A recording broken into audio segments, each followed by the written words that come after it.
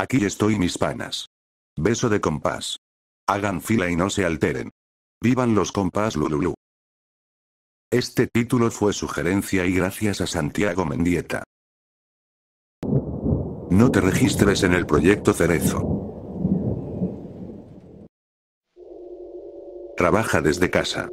Elige tus propios horarios. Gana dinero. No se necesita experiencia. Todos hemos visto esos anuncios. Y todos sabemos que son estafas. Hay que estar realmente desesperado para responder a uno. Bueno, el año pasado yo estaba desesperado. Llevaba unos años formándome como contador. Había aprobado aproximadamente 2/3 de los exámenes y conseguido un par de ascensos. Pero luego mi amigo y yo fuimos sorprendidos fumando marihuana en los baños de la empresa. Nos despidieron de inmediato, y me expulsaron del cuerpo de contadores certificados. Mi amigo ni siquiera estaba inscrito. Me dejaron bien claro que no esperara una carta de recomendación. 2 minutos después, estaba en el estacionamiento con una pequeña caja de cosas que no me importaban. En ese momento, realmente necesitaba un cigarro, pero seguridad incluso se había llevado mis porros. Estoy seguro de que no terminaron en la basura. Pasé semanas enviando solicitudes de empleo. Conseguí algunas entrevistas e incluso 2 aceptaciones, hasta que intentaron obtener referencias.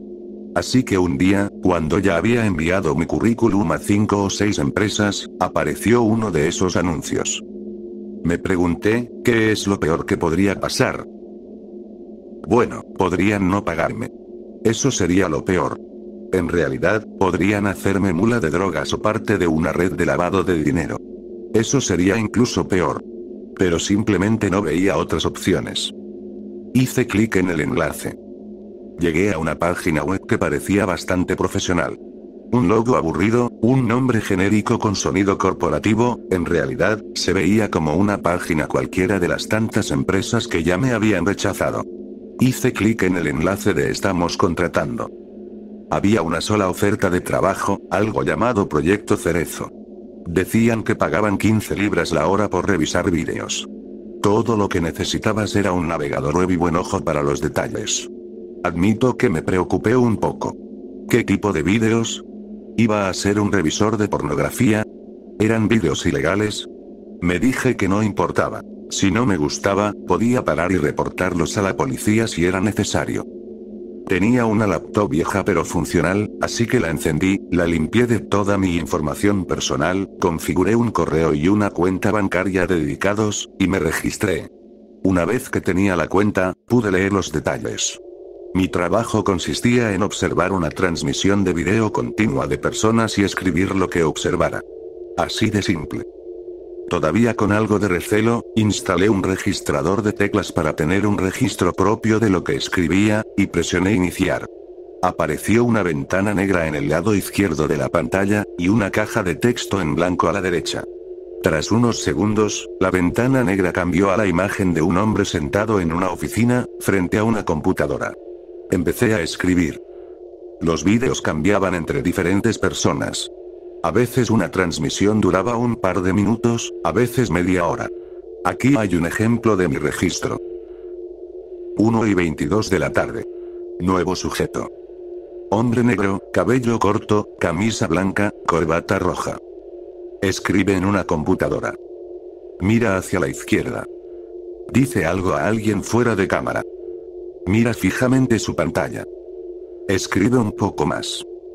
Bebe de una taza blanca lisa. La bebida parece marrón, probablemente café o té con leche. Continúa escribiendo. Hace una pausa y se ríe de algo. 1:26 de la tarde. Nuevo sujeto. Todos los vídeos eran prácticamente iguales. La mayoría mostraban a trabajadores de oficina, algunos desde sus casas, y supuse que mi empleador era una empresa subcontratada para monitorear empleados y asegurarse de que estuvieran trabajando. Sé que algunas empresas se ponen muy nerviosas con los trabajadores remotos que podrían estar holgazaneando. Me pareció un poco inquietante, y a veces voyeurista, pero suponiendo que hubieran dado su consentimiento, estaba bien. Y si no lo habían hecho, bueno, ese era problema de alguien más. Así fue mi vida laboral durante un tiempo. Trabajaba entre 8 y 9 horas al día, y cada día, el pago llegaba a mi cuenta, tal como prometieron. Pensé. No es el mejor trabajo del mundo, y la paga no es genial, pero está bien como algo temporal. Después de un par de semanas, recibí un correo en mi cuenta desechable. Asunto. Proyecto Cerezo. Estimado Décimo. Gracias por tu arduo trabajo en Proyecto Cerezo. Tu atención al detalle ha sido reconocida. Nos gustaría invitarte a inscribirte en nuestro programa de nivel élite. La naturaleza de tu empleo no cambiará, pero recibirás nuestro pago del nivel élite de 100 euros por hora. Por favor, indica tu aceptación haciendo clic en el botón aceptar a continuación. Atentamente, Proyecto Cerezo. Mi corazón se aceleró. Es decir, ¿por qué alguien diría que no? Leí el correo 3 veces, por si habían escondido algo en esas 5 oraciones, y luego hice clic en aceptar. Inmediatamente recibí un nuevo correo confirmando que ahora era un revisor de vídeos élite. Había cerrado sesión por ese día. A la mañana siguiente, inicié sesión y todo estaba igual, salvo que mi nombre de usuario aparecía en dorado. Los vídeos eran prácticamente los mismos de siempre, y esa tarde mi cuenta recibió un ingreso de 900 euros. Esto era increíble. No necesitaba buscar un trabajo mejor. Esto pagaba más de lo que podría haber esperado. Hice cálculos rápidos y me di cuenta de que podía alcanzar mi antiguo salario trabajando 4 horas al día durante 4 meses. Vagamente recordé un relato de Sherlock Holmes, aunque no recuerdo el nombre. En la historia, contrataban a personas para escribir a mano una enciclopedia por un salario ridículo, pero cuando llegaban a trabajar, descubrían que la oficina estaba vacía. Todo había sido una fachada para algún crimen. Si mi empleador estaba involucrado en actividades ilegales, podrían cerrarlo en cualquier momento. Así que pensé. Aprovecha mientras dure. Decidí seguir trabajando tanto como pudiera. No tenía novia que exigiera mi atención, así que podía trabajar ahora y conseguir una cuando fuera rico. Al día siguiente continué como siempre, pero después de unos vídeos, algo cambió. Ahora estaba viendo escenas al aire libre. La vista era desde lo alto, probablemente cámaras de vigilancia callejeras. Esto era un poco más desafiante, ya que a menudo pasaban docenas de personas en los pocos minutos antes de que la escena cambiara. Escribía rápido y más o menos lograba mantener el ritmo. No había recibido capacitación ni manuales, y no sabía exactamente qué querían, pero sabía que hasta ahora estaban contentos conmigo. Al 5.º día de mi estatus élite, comencé a ver áreas menos urbanas. Todavía había empleados de oficina y cámaras callejeras, pero ahora intercaladas con cámaras instaladas en la naturaleza. Me gustaban estas. Después de todo, los árboles no hacen mucho, así que eran un descanso bienvenido para mis dedos cansados. Alrededor del 10.º día, las cosas empezaron a volverse extrañas. Hubo una transmisión de 20 minutos del océano abierto, solo olas azules suaves. Observé un cielo con nubes y me emocioné cuando un pájaro lejano cruzó la pantalla. Una imagen estaba completamente oscura, y solo supe que era un video porque vi esos artefactos de colores ligeramente menos oscuros que se ven en escenas mal filmadas. ¿De verdad me están pagando por esto? Pensé. Y sí, lo hacían. Crédito completo por ese día. 1.100 euros por 11 horas de teclear casi nada. Llevaba 5 semanas como élite, 8 en Cerezo, cuando los vídeos pasaron de extraños a desagradables. Una mañana, después de ver algunas cámaras de tráfico y un par de escenas naturales, vi una cámara de tráfico con alguien cruzando la calle. Creo que era un hombre, aunque a la distancia era difícil decirlo. De repente, lo atropelló un auto. Su cuerpo fue arrastrado por la carretera mientras el auto frenaba bruscamente. No soy médico, y la imagen no era muy clara, pero no creo que nadie pudiera sobrevivir a cómo quedó. Estaba en shock. Observé mientras el conductor salía del auto y los transeúntes corrían hacia él. No escribí nada durante un minuto, tal vez más, pero luego recordé lo que estaba haciendo. Se necesitaba un registro completo y preciso.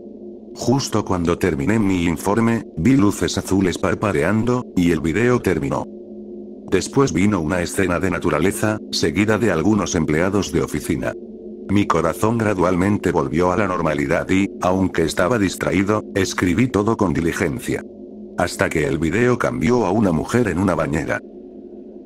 Estaba desnuda, obviamente, y era bastante atractiva. ¿Era al azar o era una especie de recompensa? Escribí la descripción de ella y la escena. Luego, alcanzó algo fuera de cámara, y por primera vez me pregunté por qué había una cámara allí. No parecía saber que estaba siendo grabada y, ciertamente, no estaba actuando para la cámara. Pero antes de que pudiera pensar más, abrió un estuche que había tomado, sacó una cuchilla de afeitar y se cortó ambas muñecas. Miré horrorizado mientras la sangre de la mujer se mezclaba con el agua de la bañera, volviéndola roja. Al poco tiempo, su cabeza se inclinó hacia atrás contra el borde de la bañera, y la expresión vidriosa en su rostro dejó claro que estaba muerta. Las transmisiones eran en su mayoría en vivo. Lo sabía porque algunas tenían la fecha y hora en una esquina. Sin embargo, había un botón de pausa, para descansos y similares. Presioné pausa e intenté entender lo que acababa de pasar. Definitivamente estaba en shock, especialmente después del accidente de tráfico, e intenté calmarme y prepararme algo de comer. Lo que realmente hice fue vomitar en el inodoro. Después de eso, salí a caminar para despejar mi mente y reflexionar. Había ganado casi tanto en un par de meses como mi antiguo salario anual. Podría haberlo dejado. Debería haberlo dejado. Me racionalicé continuar diciéndome que estaba recopilando información valiosa para la policía o los forenses. Pero, en verdad, la avaricia me había vencido. Decidí escribir lo que había visto, detenerme por el día y seguir al día siguiente. Al día siguiente me preparé mentalmente, esperando lo peor, y no me decepcioné, si es que esa es la forma correcta de decirlo en estas circunstancias. La mayoría de las escenas eran lo que ya esperaba, pero 3 implicaban varias muertes. Revisé mis archivos para comprobar cuáles eran. Un hombre golpeando a su esposa hasta que dejó de moverse. Un adolescente cayendo en el andén justo cuando llegaba el tren. Y una mujer trabajando con electricidad que sufrió una descarga dolorosa y, presumiblemente, fatal. Las cámaras del accidente de tráfico y la del andén mostraban fecha, hora y ubicación. Era en tiempo real. ¿Cómo es esto posible? ¿Cómo sabía Cerezo mostrarme esa cámara en ese momento? Según lo que sabía, todo era en tiempo real. Cuando veía a empleados de oficina comunes tenía sentido. Pocos hacían algo particularmente interesante en los minutos que los observaba. Si solo hubiera visto una muerte espantosa, podría haberlo atribuido a una coincidencia. Pero 5 en 2 días, y algunas mostraban escenas donde no había razón para que hubiera una cámara allí. No tenía sentido. Esos pensamientos cruzaron mi mente esa noche, y mis sueños fueron, digamos que desagradables. Estaba viendo escenas filmadas para películas. Pero, si fuera así, ¿por qué pagarme tanto? Podría ser algún tipo de experimento psicológico, pero, de nuevo, el dinero era demasiado bueno. Los vídeos de CCTV de los accidentes podían haber estado en un ligero retraso, enviados automáticamente a un empleado de Cerezo cuando un algoritmo detectaba actividad inusual. Pero eso no explicaba la violencia deliberada que había presenciado, a menos que el gobierno hubiera instalado micrófonos y cámaras en cada casa. Mi suspicacia aumentó durante la noche. Lo primero que hice al despertar fue buscar cámaras ocultas en mi casa. No encontré nada, por supuesto, pero el gobierno tiene tecnología mejor de lo que dejan ver. Luego tomé un destornillador, desmonté mi laptop y desconecté la cámara y el micrófono. Finalmente, transferí todo el dinero de mi cuenta desechable a mi cuenta bancaria principal. Luego tomé mi teléfono y marqué el 9. Me detuve. ¿Qué iba a hacer? ¿Denunciar a Cerezo? ¿Por qué? E incluso si lograba cerrar la operación sádica que estaban manejando, ¿qué iba a hacer para ganar dinero? Podría sobrevivir un año con lo que había ganado hasta ahora, pero no más. Consideré denunciar solo los accidentes y crímenes individuales que había visto, pero me di cuenta de que no tenía sentido. 2 ocurrieron en público, captados por CCTV, así que las autoridades sabían lo mismo que yo.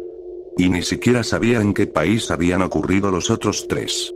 Simplemente no tenía suficiente información para que un informe a la policía fuera útil. Dejé el teléfono y saqué cuentas rápidas. Mi antiguo trabajo me pagaba 30.000 euros al año. Suponiendo que me retirara a los 65 años, dentro de 40 años, necesitaría 1,2 millones. A 100 euros por hora, eso eran 12.000 horas. Podía trabajar 11 horas al día durante los próximos 3 años. Aunque podría necesitar un poco más para terapia. Las personas que hacen este tipo de trabajo para la policía tienen terapeutas disponibles, pero eso no era algo que Cerezo ofreciera. De acuerdo, entonces. 4 años, 11 horas al día. Si el trabajo se acaba antes, ya me las arreglaría. Además, estaba ahorrando bastante al no tener que viajar al trabajo. Seguí por unos meses más. No siempre lograba mis 11 horas, pero estaba cerca. Los viernes por la tarde iba con mi terapeuta. Era amable y amigable, y me explicó sobre la TCC y otras cosas. Obviamente, fui vago sobre la naturaleza de mi trabajo y fingí que trabajaba con la policía. Me dijo que me lo tomara con calma y que hablara con mi supervisor para reducir mis horas por día. Tenía razón, claro, pero ignoré ese consejo. Los vídeos no tenían sonido, así que intenté su sugerencia de escuchar música relajante, sonidos de ballenas y cosas así. Y ahora, los problemas que me ha causado Cerezo incluyen haber arruinado mi algoritmo de YouTube Music. Sabía que mi salud emocional estaba siendo duramente golpeada.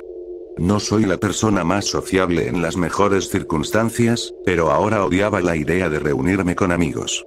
Apenas podía hablar de mi trabajo, y además estaba agotado, física y mentalmente, después de un día de trabajo. Sin embargo, llamé a un amigo en particular después de un video especialmente perturbador. No quiero involucrar su nombre, así que usaré uno falso.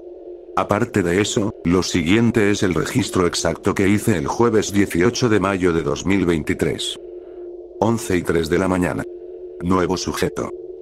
Un sitio de construcción. 5 o 6 hombres con chalecos amarillos fluorescentes y cascos de seguridad. Uno con piel oscura bebiendo algo de un termo azul. Uno operando una carretilla elevadora, no puedo ver detalles sobre él. 2 hombres blancos poniendo ladrillos en una pared. Hay 4 casas parcialmente construidas. Están trabajando en la más cercana. Uno se da vuelta para recoger algo. Vaya, lo conozco, es James. Acaba de coger cemento. Lo está colocando sobre la última capa de ladrillos. El hombre del termo pone su bebida en su bolsa. La carretilla elevadora está llevando más ladrillos hacia ellos. La carretilla elevadora va demasiado rápido. El hombre de la carretilla está agitando las manos en pánico. Va hacia James. Mierda, mierda, golpeó a James, mierda, hay sangre por todas partes, mierda, creo que no se mueve, mierda, mierda, creo que está muerto, mierda, es jodido esto. James es, de hecho, un albañil y debería haber estado trabajando justo en ese momento. Mis manos temblaron mientras cogía mi teléfono y lo llamaba. Sonó demasiado tiempo y luego. Hola, amigo. ¿Qué tal? Era James. Estaba bien. Miré de nuevo a mi pantalla, donde los hombres con chalecos amarillos intentaban desesperadamente ayudar a alguien que ya estaba más allá de toda ayuda. Estaba seguro de que era James, pero ahora no podía saberlo. La carretilla lo había aplastado contra la pared, y lo que quedaba apenas se reconocía como humano, y mucho menos como mi amigo. Fue horrible para quien sufrió ese destino espantoso, pero, al final, no era James. Amigo. ¿Estás bien? Me di cuenta de que había estado en silencio varios segundos. Sí, estoy bien. Solo que, ¿quieres ir a tomar algo mañana? Me di cuenta de que habían pasado semanas desde que hablé con un amigo. Necesitaba un amigo, una copa y algo de normalidad en mi vida, aunque fuera solo por una noche. Claro, amigo. ¿El lugar de siempre, a las 7? Sí, suena bien. ¿Y James? ¿Qué pasa? Ten cuidado, ¿de acuerdo? Ya sabes, en el sitio de construcción. Claro, nos vemos mañana. Hice algunos ejercicios de respiración y traté de despejar mi mente, como me enseñó mi terapeuta, luego completé mis 11 horas. El viernes solo hice 6, vi algo de Netflix y me dirigí al pub. James no apareció. Me quedé un par de horas, charlando con personas al azar sobre nada en particular. Llamé y le mandé mensajes a James, pero no contestó, y al final me fui a casa. Al día siguiente estaba trabajando como siempre cuando mi teléfono sonó. Era la hermana de James. Puse pausa y respondí. James estaba muerto. Estaba en un sitio de construcción el viernes. El operador de la carretilla había perdido el control, aparentemente los frenos fallaron, y James quedó empalado por una de las horquillas y aplastado entre esta y una pared. Ya había muerto para cuando llegó la ambulancia. Eso fue todo lo que su hermana pudo contarme. Estaba claramente alterada, y supongo que tuvo que hacer muchas llamadas ese día. No recuerdo exactamente qué le dije. No hay mucho que decir en una llamada de ese tipo. Ciertamente no le dije que lo había visto suceder, un día antes de que ocurriera. Me afectó bastante. Me emborraché esa noche, primero solo y luego con algunos otros amigos de James. Vi a mi terapeuta 3 veces esa semana y asistí al funeral el siguiente sábado. También fui al sitio de construcción. Los servicios de emergencia ya se habían ido cuando llegué el martes. Había cinta policial ondeando al viento. La carretilla había sido movida un poco, pero aparte de eso, estaba más o menos igual que como estaba. Lo más importante que noté, y la razón por la que fui allí. No había cámara. El lugar desde donde había observado ni siquiera tenía sitio para montar una, no había poste, nada en el suelo, solo tierra vacía. Si no había quedado claro antes, ahora sí lo estaba. Mi trabajo estaba mucho más allá de lo normal. Estaba viendo vídeos que no podían existir. Esto no era solo voyeurismo, era algo mucho peor que eso. El último video que vi fue cuando la hermana de James me llamó, por si te lo preguntas, era una anciana en un sillón, leyendo un libro. ¿Para quién estaba trabajando realmente? ¿Qué intentaban hacer? ¿Cómo consiguieron los vídeos? Honestamente, ya no me importaba. Ya había tenido suficiente. Hasta 2 semanas después, cuando mi teléfono vibró con un correo electrónico. Estimado Décimo, lamentamos sinceramente que haya sufrido angustia emocional durante su trabajo en el proyecto Cerezo. Su dedicación y precisión son inigualables. En reconocimiento a sus habilidades y arduo trabajo, y como compensación por cualquier trauma que haya podido experimentar, ha sido seleccionado como el primer empleado de nuestro programa Platinum Elite. Los miembros de Platinum Elite son elegibles para nuestra tarifa de pago incrementada de 1000 euros por hora. Por favor, indique su aceptación haciendo clic en el botón aceptar a continuación. Atentamente, Proyecto Cerezo. Estuve mirando el correo electrónico durante mucho rato. Ni siquiera sé qué pasaba por mi cabeza en ese momento. Apagué mi teléfono y decidí ignorar esta última tentación. Eso duró 2 días. Tienes que entender, tenía que pagar el alquiler. Podía permitirme 1 año más o menos, pero después aún tendría que convencer a alguien de que me contratara. Persuadirles de que era un empleado modelo. Justificar mi ausencia del trabajo normal, difícilmente podía poner Proyecto Cerezo en mi currículum. Pero si podía ganar suficiente dinero para comprar una casa, ahorrar algo de dinero, podría hacer 1 millón trabajando 10 horas al día durante 4 meses. Ya había trabajado en este trabajo más que eso. Ya estaba más de la mitad del camino. Pensé en eso constantemente y discutí conmigo mismo.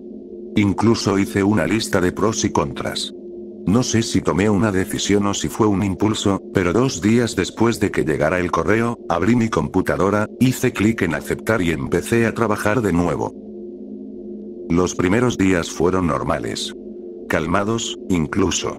Tal vez me estaban enviando más vídeos normales en reconocimiento a lo que había soportado antes. Luego hubo algunas escenas algo menos agradables, pero ninguna con muertes. La peor probablemente fue la de un centro de escalada, cuando un niño de unos 10 años se cayó de la pared de escalada y se rompió la pierna. Y eso nos lleva al martes pasado. Aquí está mi registro final. Y no, esta vez lo digo en serio. Ninguna cantidad de dinero me hará abrir esa laptop ni un segundo más. 9:58 de la mañana. Nuevo sujeto. Una cascada. Árboles verdes altos a su alrededor. La cascada tiene unos 15 pies de altura. Hierba en las orillas, se convierte en barro cerca del agua. Ruido en los árboles, no puedo decir que es aún. 10:01 de la mañana. Nuevo sujeto. Hombre sentado en una laptop, soy yo. ¿Qué diablos? Está escribiendo. Bloqueé mi cámara, no puede ser yo, ¿cómo soy yo? No lleva mi ropa, quiero decir, es mi ropa, pero no está, es el pasado, o el futuro, no sé. Que te jodan, Proyecto Cerezo, ¿estás escuchando esto? Que te jodan con campanas, no sé qué estás intentando, oh mierda, algo está saliendo de la pantalla, son como tentáculos oscuros, qué mierda, están agarrando su cabeza, está gritando, no puedo oírlo pero está gritando, sus ojos, no, lárgate. Eso fue todo. Cerré la tapa de la laptop de golpe. Estoy bastante seguro de que escuché la pantalla agrietarse, pero no la voy a abrir para averiguarlo. Arranqué el cable de la corriente y el USB que tenía mi grabadora de teclas. No pienso tocar esa cosa de nuevo. Había desconectado físicamente la cámara hace meses, y la cubrí con cinta aislante para mayor seguridad. Era imposible que ese video existiera. Pero olvida los problemas técnicos. Acabo de ver cómo una sombra monstruosa me mataba. Salí de mi apartamento y vagué por las calles durante horas. Terminé en la oficina de mi terapeuta. No estaba con un paciente, y cuando vio mi estado, renunció a su hora de almuerzo. Le expliqué todo. Estoy seguro de que no me creyó ni una palabra, y comencé a preocuparme de que me llevara a un hospital psiquiátrico. No he vuelto allí.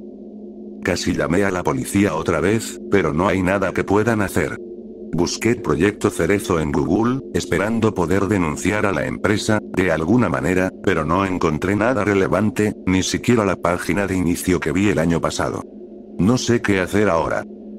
Dos pensamientos han estado rondando mi cabeza durante la última semana, mientras he estado despierto y en las pocas horas que he logrado dormir. Lo último que vi, que no llegó a mi registro antes de que cerrara la laptop de golpe.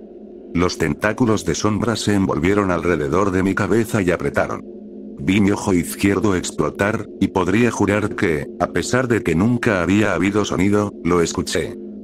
Y el segundo pensamiento fue que no había fecha ni hora en ese video, pero me veía de la misma edad que ahora. Puedo evitar la laptop, y esas ropas, pero, no pude salvar a James. No creo que pueda salvarme a mí mismo. Si algo parece demasiado bueno para ser cierto, probablemente lo sea. Y nunca, jamás, te registres en el Proyecto Cerezo.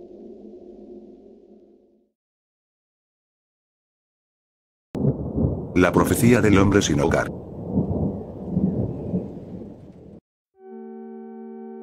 Hasta poco más de un mes, había un anciano sin hogar llamado Dave que pasaba la mayor parte de su tiempo sentado en una caja de leche en la acera de la calle donde vivo. Siempre estaba sucio. Su ropa era vieja y rota, y no le quedaba bien. Sus dientes estaban torcidos y amarillos, y no hablaba muy bien inglés. Tenía el cabello largo y enmarañado, de color gris, y una barba tan enredada que hacía que los arbustos en el jardín de mis padres parecieran bien recortados. A pesar de todo, Dave solía decirle a todo el que pasaba que era un profeta y que les diría su futuro si le daban $5. Al principio, todos nos reíamos de él. Pensábamos que estaba loco. Después de todo, nadie creía seriamente que un verdadero profeta estuviera sentado en una caja de leche en la acera ofreciendo profecías por $5. Luego, Bill, que vive en el apartamento al lado del mío, decidió darle $5 a Dave, solo para ver qué le diría. Yo estaba allí cuando lo hizo. Bill le dio un billete de $5 a Dave. Dave miró el billete de cerca, como si estuviera comprobando si era real. Luego, levantó la vista. Sus ojos se nublaron y habló con una voz extraña, rasposa, que no sonaba en absoluto como su voz normal. A la 1:46 de la tarde de hoy, un hombre con traje te dará una terrible noticia. En ese momento, nadie tomó en serio esta profecía. Todos pensábamos que Dave no era más que un viejo indefenso tratando de engañar a la gente para que le diera dinero. Esa tarde, sin embargo, Bill vino a mi apartamento para contarme que la profecía de Dave se había hecho realidad. Esa misma tarde lo habían llamado a la oficina de su jefe y, a la 1:46 de la tarde, su jefe, vestido con un traje, le había dicho que estaba perdiendo su trabajo. La noticia sobre la profecía acertada de Dave se difundió rápidamente por todo el vecindario. Todos los que vivíamos en el bloque estábamos bastante asustados por esto. Más personas comenzaron a consultar a Dave para conocer sus predicciones. Pronto descubrimos que cada una de las predicciones de Dave se hacía realidad. El hombre era un verdadero profeta. Sin embargo, también descubrimos que todas las predicciones de Dave eran de cosas terribles. Por ejemplo, predijo que una de mis vecinas sería atacada por un zorro salvaje. Y así fue. Sin embargo, gracias a la profecía de Dave, pudo prepararse para el ataque y logró defenderse del zorro sin sufrir muchas heridas. Dave le dijo a otro de mis vecinos que su computadora dejaría de funcionar repentinamente dentro de los próximos 6 días. Como resultado de la profecía de Dave, ese vecino pudo respaldar todos sus archivos, así que, cuando su computadora dejó de funcionar, no perdió nada. A medida que más personas empezaron a ir a Dave a pedirle profecías, sus predicciones parecían volverse progresivamente más oscuras. Recuerdo cuando Fred, otro de mis vecinos, fue a Dave y le dio $5, pidiéndole una profecía. Dave le dijo que su madre moriría antes de que terminara el día. Y, efectivamente, la madre de Fred falleció esa misma tarde de un infarto. Fred no pudo evitar el infarto, pero, gracias a la profecía de Dave, fue a verla y pudo verla una última vez antes de que muriera. Desafortunadamente, las profecías de Dave no siempre eran útiles. Por ejemplo, le dijo a mi vecina Susan que, en 3 días, sería violada en su camino de regreso a casa desde el trabajo y que no podría hacer nada al respecto. Intentó protegerse pidiendo a uno de sus compañeros de trabajo que la acompañara a casa. Tristemente, parece que confió en el compañero equivocado, porque el compañero resultó ser quien la violó. De manera similar, Dave le dijo a un tipo llamado Jerry de unos cuantos departamentos más allá que se pondría muy enfermo muy pronto. Como resultado de esto, Jerry se volvió completamente paranoico con las enfermedades y los gérmenes. Estaba tan decidido a no enfermarse que comenzó a tomar todo tipo de hierbas y suplementos. Estaba seguro de que todos los suplementos que tomaba lo mantendrían a salvo de enfermarse. Sin embargo, algunos de los suplementos que estaba tomando no eran seguros. No solo lo enfermaron gravemente, sino que en realidad lo mataron. Todos en el edificio de apartamentos fuimos a su velatorio.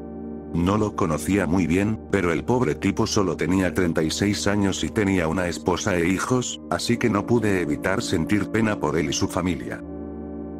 Al principio, yo personalmente nunca le pagué a Dave por ninguna profecía porque no quería desperdiciar mi dinero en una profecía que podría no hacerse realidad. Sin embargo, eventualmente, cuando vi que todas las profecías de Dave se cumplían, comencé a preguntarme de dónde sacaba sus poderes proféticos. Un día me senté con él y le pregunté directamente: ¿de dónde sacas estos poderes? No voy a decirlo, respondió. ¿Naciste con estos poderes o los adquiriste de alguna manera? Te dije, no voy a decirlo. Gritó. ¿Hay alguna forma de convencerte para que lo digas? Le pregunté. No revelo nada a menos que me paguen. Saqué un billete de $5. ¿Me dirás de dónde provienen tus poderes si te doy esto? Le pregunté. No, pero eso es suficiente para conseguirte una profecía. Me dijo.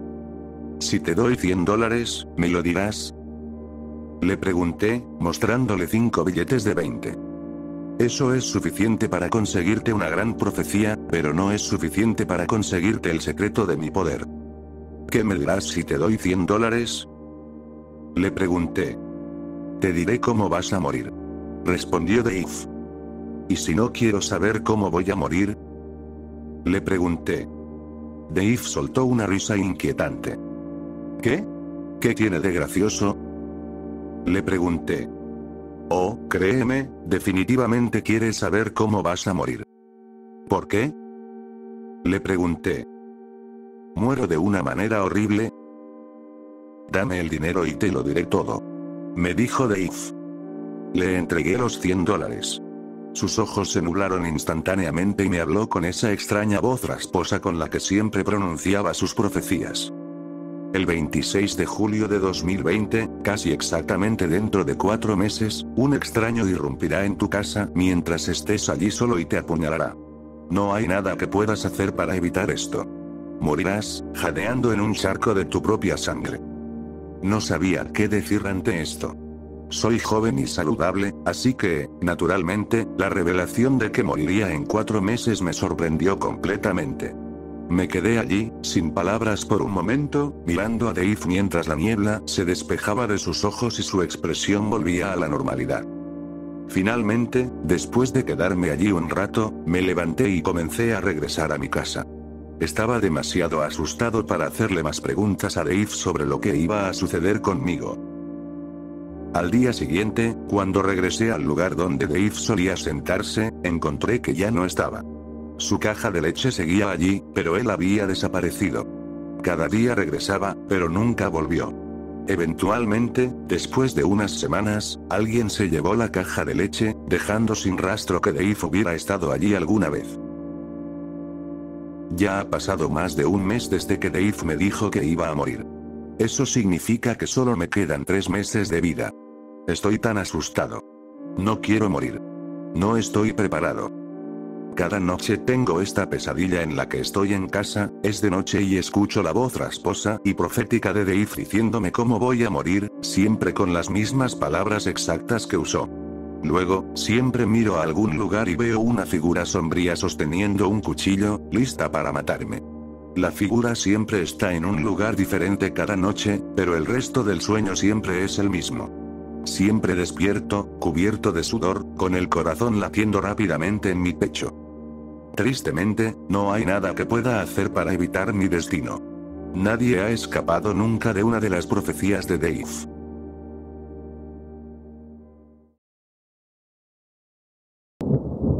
Nunca compres antigüedades en el mercado negro. Algo realmente extraño y horrible me ocurrió recientemente y, por devastado que esté por lo que pasó, estoy aún más perturbado. Por más que lo intento, no hay forma de que pueda explicarlo racionalmente. Estoy escribiendo esto con la esperanza de que alguien aquí tenga una mejor idea que yo sobre qué fue lo que me hizo esto.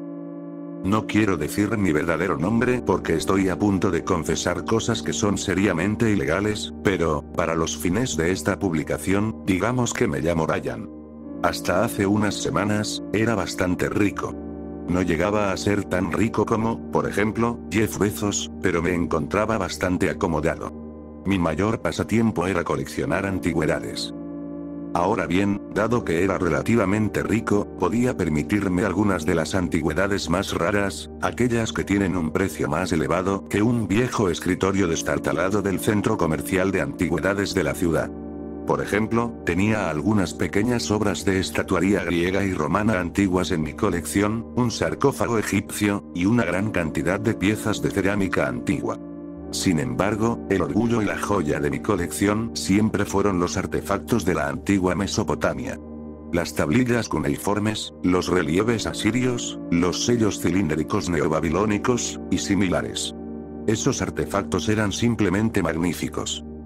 Ahora, tal vez se pregunten de dónde saqué todas estas cosas. Es decir, no puedes simplemente comprar una escultura de mármol romana de 1800 años de antigüedad en la tienda de la esquina.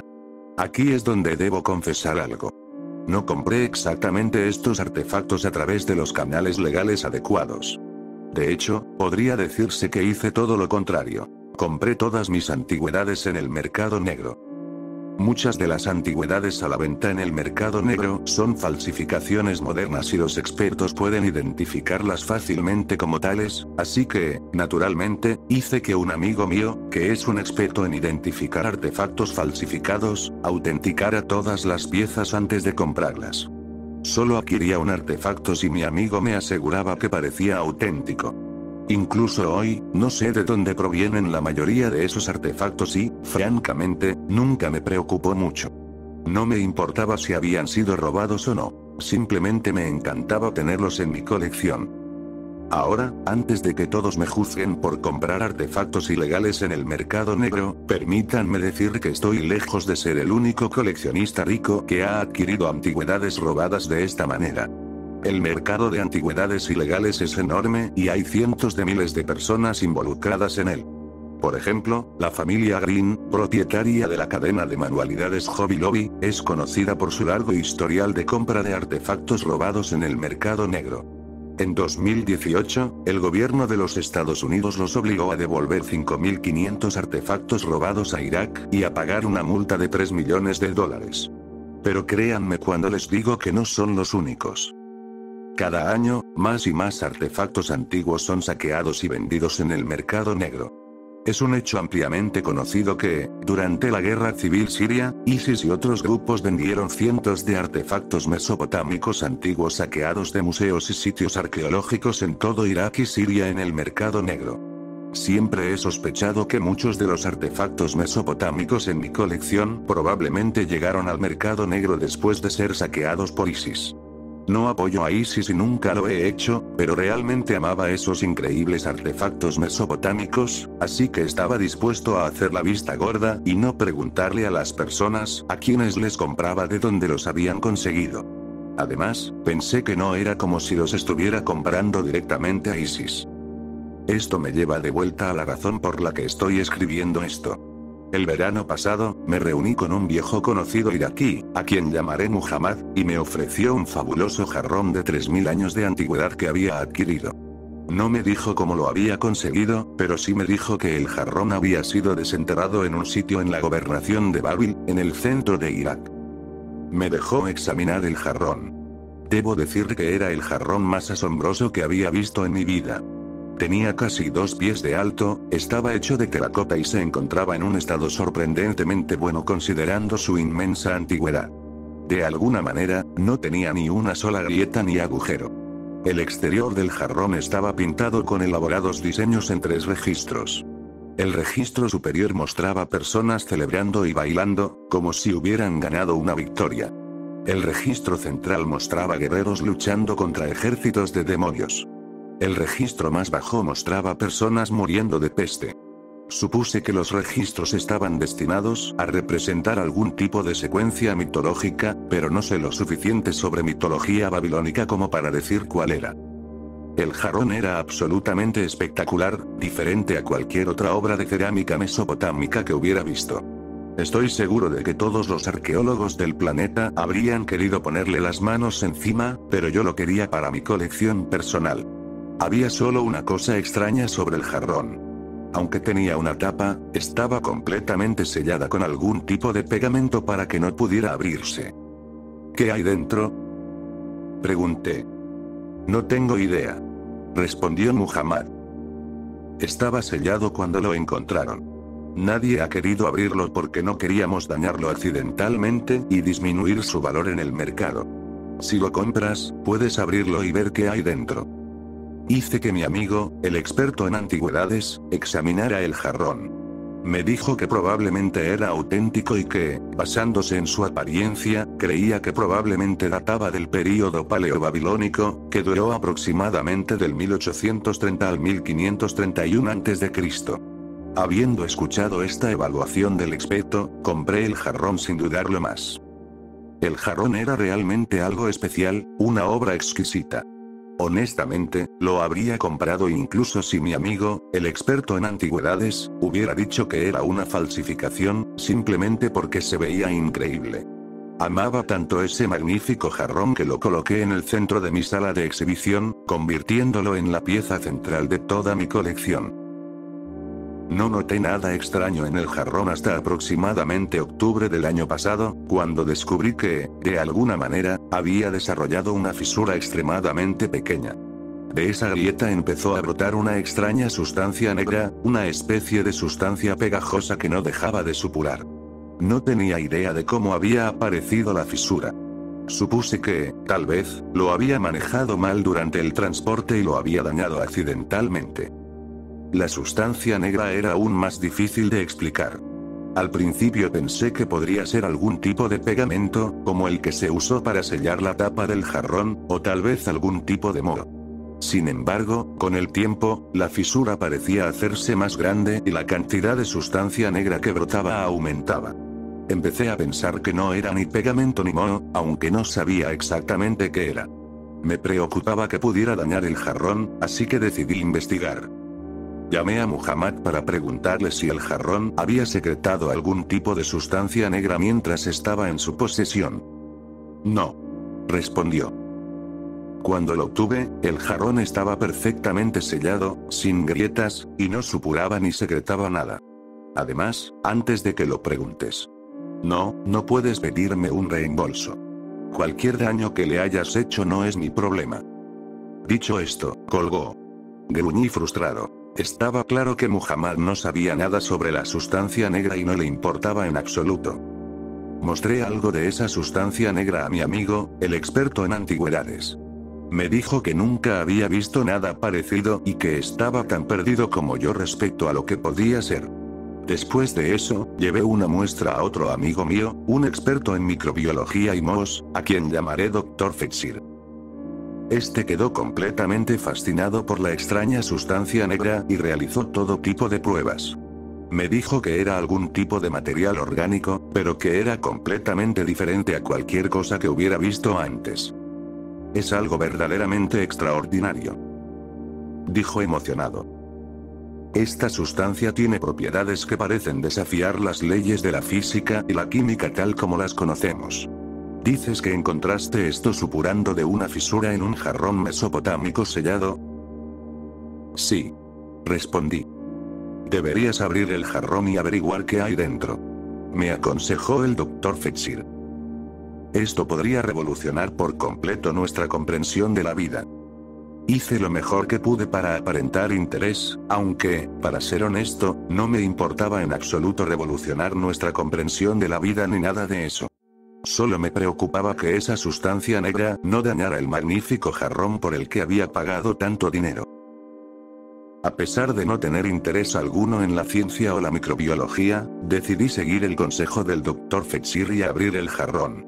Para ser sincero, estaba algo asustado. No sabía qué podría encontrar dentro, pero pensé que sería mejor saberlo que quedarme con la incertidumbre. Abrir la tapa sin dañar el jarrón fue extremadamente difícil.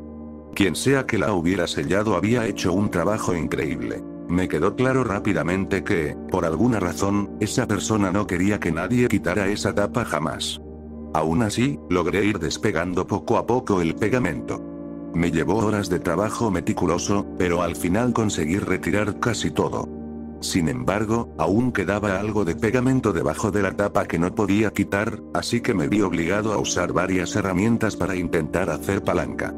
Puede que, en el proceso, haya dañado un poco el jarrón. De repente, la tapa salió disparada. Una nube de humo negro comenzó a salir del interior del jarrón. Asombrado, retrocedí. Mientras miraba esa densa nube, vi emerger un rostro horrible y demoníaco. Tenía ojos estrechos y brillantes de un rojo intenso con pupilas negras llenas de odio, una nariz larga y delgada, y una enorme boca llena de dientes blancos en una sonrisa grotesca. ¿Quién eres?, pregunté, atónito. El rostro se echó a reír con una carcajada aguda y estridente que resonó en toda la habitación. La boca de la figura se movió y escuché una voz siseante que dijo algo que no pude entender. Parecía ser algún idioma antiguo. Luego, el rostro desapareció y el humo se disipó. Me encontré sentado solo en la habitación, con el jarrón abierto frente a mí. Examiné su interior y descubrí que estaba completamente vacío. Todo lo que alguna vez estuvo dentro había escapado. Naturalmente, estaba completamente aterrorizado. Nunca en mi vida había visto algo paranormal hasta ese momento, y siempre me había considerado escéptico. Pero lo que vi en el humo ese día sacudió todas mis creencias hasta los cimientos. No quería creer en demonios, fantasmas o espíritus, pero no podía pensar en otra cosa que explicara lo que había presenciado. Había oído hablar de la pareidolia, ese fenómeno donde tu cerebro interpreta estímulos vagos como patrones familiares. Por ejemplo, la pareidolia es lo que hace que las personas piensen que han visto un rostro en las nubes o la imagen de Jesús en una tostada. Pero lo que vi no era pareidolia. Estoy seguro de eso. Esos ojos brillaban y esa sonrisa me heló la sangre. Fuera lo que fuera, sabía que era real. No sabía con quién hablar. La mayoría de las personas que conocía no me habrían creído si les hubiera dicho que vi un demonio. Incluso aquellos que tal vez me habrían creído no habrían podido ayudarme. Tenía todo tipo de contactos con expertos en diferentes temas, pero no conocía a ningún experto en fenómenos paranormales. Por primera vez en mi vida, me sentí realmente atrapado y solo. Sentirse atrapado y solo es algo muy extraño para alguien como yo. Crecí en una familia acomodada y siempre tuve todo lo que quise. No importaba el problema que enfrentara. No había nada que un poco de dinero e ingenio no pudieran solucionar. Pero, después de ese encuentro con el demonio, sentí que había algo acechándome de lo que no podía escapar. Había liberado a un demonio, y estaba seguro de que volvería por mí. Sabía que ni todo el dinero ni toda la inteligencia del mundo podrían hacer que ese demonio desapareciera. Aún así, a pesar de la sensación de inquietud, nunca en 1.000.000 de años habría podido prever lo que sucedió después. Durante unos meses, todo volvió a la normalidad. No había señales de la entidad demoníaca que había liberado, y seguí con mi vida. El jarrón que había comprado no mostraba signos de haber contenido jamás un espíritu maligno. Le pedí al doctor Fetchir que lo examinara, y no pudo encontrar ni el más mínimo rastro de la extraña sustancia negra que había estado supurando de la fisura antes de que abriera la tapa. No sé qué decirte, me dijo. No hay nada aquí. ¿Estás seguro de que este es el jarrón del que provenía el compuesto orgánico que me mostraste? Con el tiempo, casi me olvidé del demonio. Una tarde, al atardecer, regresé a mi mansión y la encontré en ruinas. Todo el lugar había sido completamente destruido. Era como si un enorme tornado hubiera pasado por allí y lo hubiera devastado por completo. En medio de los escombros, flotando sobre la destrucción, vi una pequeña nube de humo negro. Y, dentro del humo, vi el rostro. Tenía los mismos ojos rojos brillantes y la misma sonrisa maliciosa que había tenido la primera vez que lo vi. La boca se movió y, una vez más, escuché palabras en una lengua extraña. Era el mismo idioma de antes. No tenía idea de qué idioma era, pero, fuera lo que fuera, no sonaba humano. No sabía qué hacer. Estaba aterrorizado. Mi casa había sido arrasada y ahora estaba cara a cara con una especie de ser sobrenatural. Sabía que no podía luchar contra esa cosa, ya que estaba hecha de humo y claramente poseía habilidades paranormales. Pensé en correr, pero sabía que no podría escapar. Entonces, el rostro voló directamente hacia mí. Me envolvió una negrura absoluta. En medio de esa oscuridad, tan densa como el ónix, una serie de visiones aterradoras de muerte comenzaron a pasar frente a mis ojos. Vi el sol brillando más intensamente de lo que jamás había visto. Vi árboles y arbustos marchitarse y morir espontáneamente en cuestión de segundos bajo su calor. Vi el suelo desnudo, árido y chamuscado, sin una sola cosa viva creciendo en él. Luego, las visiones cambiaron de lo natural al mundo humano. Vi a personas muriendo en las calles a causa de alguna especie de plaga. Vi a personas muriendo de hambre. Vi a personas comiendo la carne de cadáveres humanos, presumiblemente porque los cadáveres eran la única fuente de alimento que tenían. Sin embargo, todas las personas llevaban ropa que parecía de la antigua Mesopotamia, y los edificios se asemejaban a construcciones de barro de aquella época. Me di cuenta de que estas visiones debían ser de eventos ocurridos en un pasado muy distante. Entonces vi una última visión. Esta era diferente a las anteriores. Al principio, parecía que decenas de miles de meteoritos en llamas caían sobre la Tierra. Sin embargo, al observar más de cerca, me di cuenta de que lo que había tomado por meteoritos eran en realidad decenas de miles de figuras humanoides envueltas en un resplandor ardiente que descendían del cielo. Estaban equipadas con algún tipo de armadura y empuñaban espadas. A medida que caían, se convertían en humo negro. «Voy a liberarlos, hermanos míos», susurró una voz.